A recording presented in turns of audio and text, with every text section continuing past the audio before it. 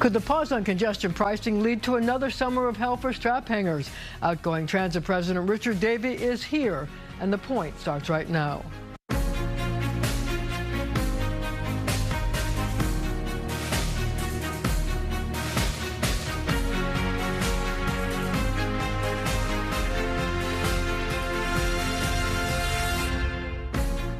Rich Davey is going back to Boston after 2 years as the president of New York City Transit. I guess I have to ask you the first question. Will Governor Hochul's decision to pause congestion pricing lead to what some of the advocates are saying is another summer of hell for New York City Transit? I hope not.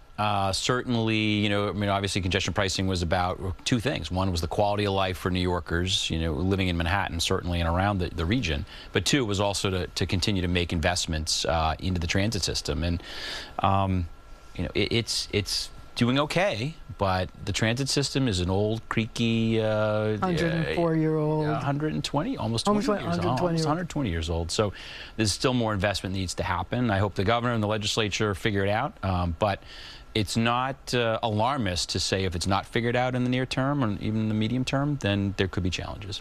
So tell me what the challenges would be.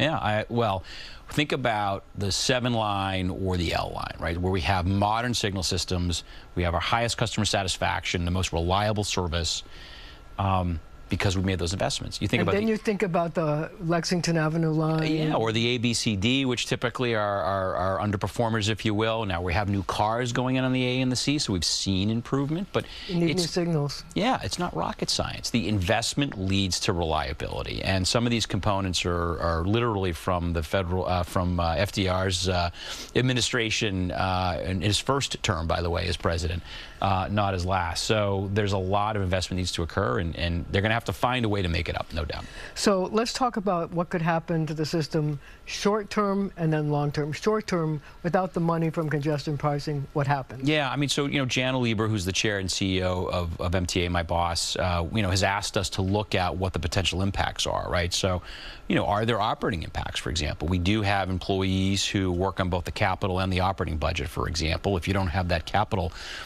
dollars to justify part of their time, you're going to have to look at operations as an example. I think that's a potential reality. We obviously were planning. Are you talking about layoffs? I'm not talking about layoffs. No, I think it could be slowing down hiring, for example. We still have a head count at New York City Transit, about 47,000 employees. The budget's about 50,000. So you want to get up to that level. I'm proud. One of the things we've done in my 2 years is we've hired at record levels to make sure we've got bus operators, train operators, conductors out there coming out of the pandemic. So, I do worry a little bit about that, but time will tell if there's an operating budget impact.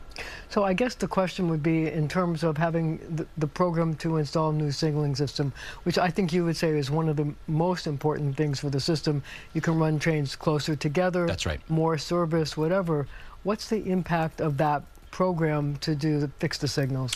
Yeah, I mean, I think, as you said, coming out of the summer hell, that was, 2017, the subway service was running at about 55–60% on time, maybe.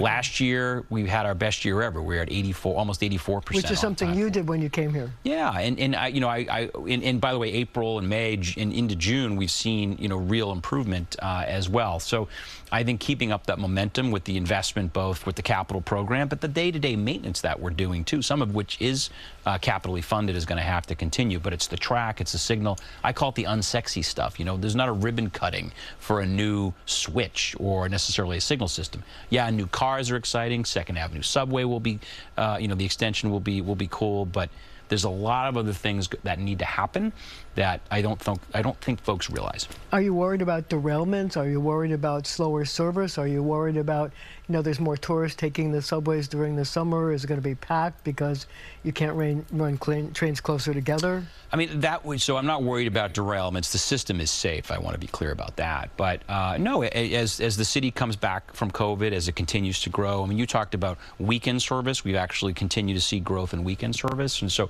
making sure, again, we have the reliability that's in place. And it doesn't, flip overnight, right? The summer of hell in 2017 was years of a decline because there was a lack of maintenance, right? It's not as if because congestion pricing isn't coming on June 30th, July 1st is going to be a disaster. Not at all. But again, the heat needs to be put on folks to understand that the investment needs to occur, however it occurs, congestion pricing or other funding. That's not up to me, but you can see, I've seen this movie before. I've run other agencies in another state, Massachusetts, and lack of investment is, leads to these kinds of moments. And by the way, the MBTA is going through this right now.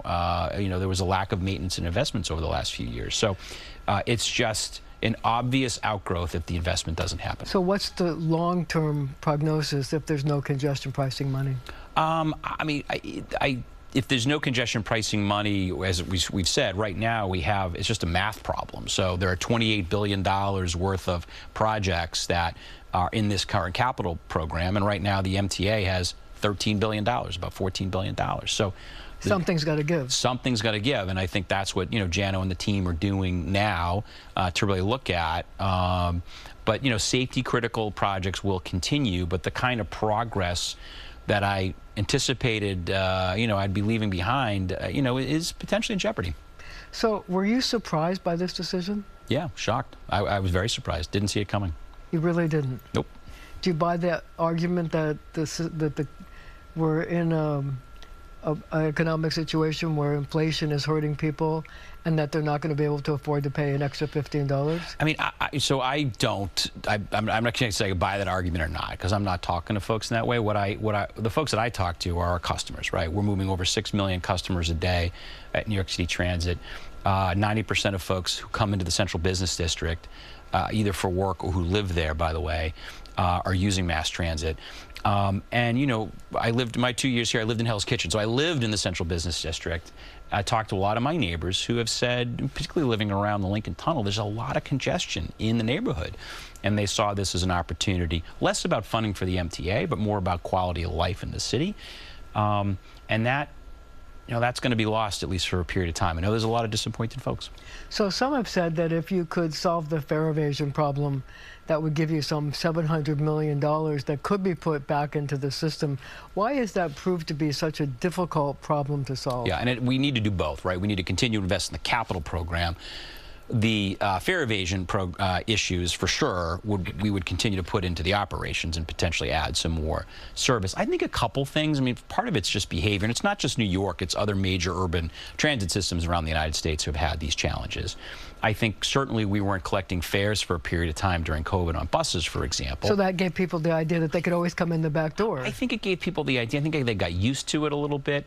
There's some other folks, I think, who have just sort of, brazenly been. I mean, fare evasion's always been around since the fare was collected. Certainly, it's gotten worse in the last couple of years. I also think, too, consequences is an issue. Not that I'm saying we need to criminalize fare evasion necessarily, but making sure that we're policing our system and there's order within our system. And I think that, COVID, maybe other administrations, this administration, Mayor Adams in particular, Chief Kemper, they've been terrific working with us on crime and public safety.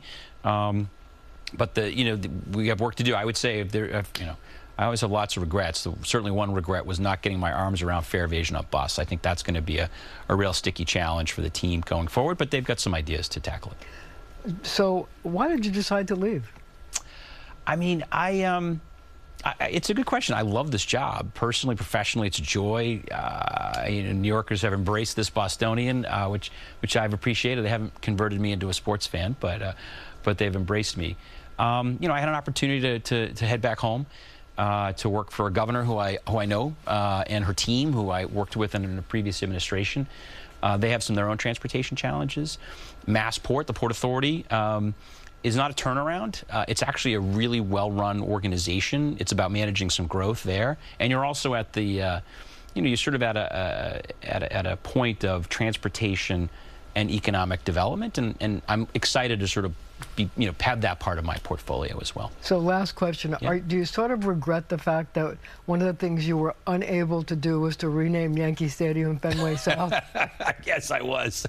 Even the bureaucracy at MTA will slow down a president's desire every once in a while. Now, it's been really a wonderful 2 years. My second stint in New York, who knows, maybe I'll come back in the future, but I am grateful, deeply grateful to Jano in particular, who I've known for a while and offered me this job, and the men and women who make me look good every day.